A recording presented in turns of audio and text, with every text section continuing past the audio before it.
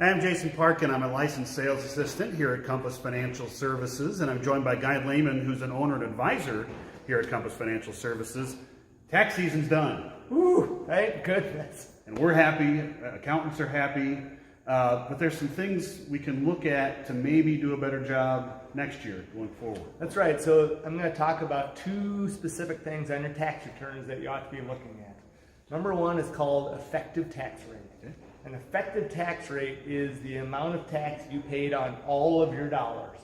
So what you do is you add your federal tax that you've paid and your state tax that you've paid. Okay. You add those together and you divide it by your adjusted gross income or your total income. Okay. And let's say you come up with 15%. So that means on every dollar from your first to your last, you've paid a combined tax rate of 15 cents on the dollar. Okay, so that can be helpful to set your withholding as the year goes on. Like pull out a pay stub and see, am I withholding 15% between my federal and state taxes? So it's going to line up maybe about even at the end of the year. So people are always excited to get a refund. It's not really our goal, is it?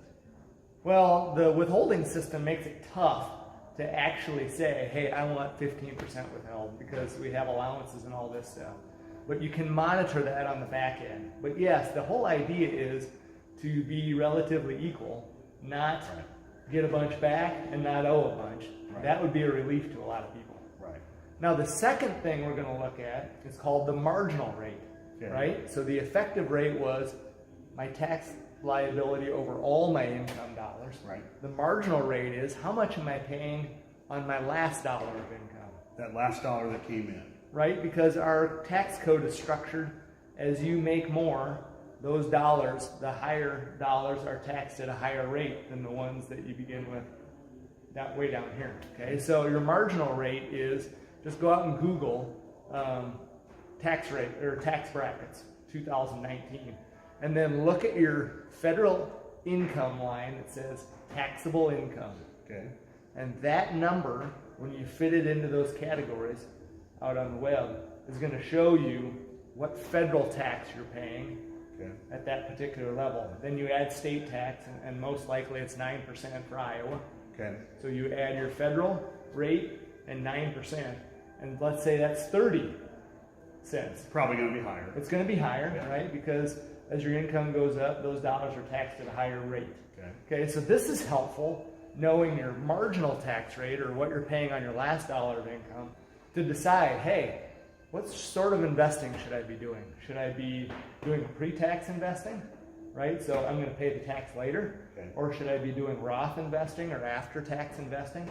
So I'm going to pay the tax now and be okay with that. But you have to know what that tax is before you make that decision. And a good accountant is going to help you not just get your taxes done, but look ahead. So anytime that you have a professional relationship, it's very important to ask for advice.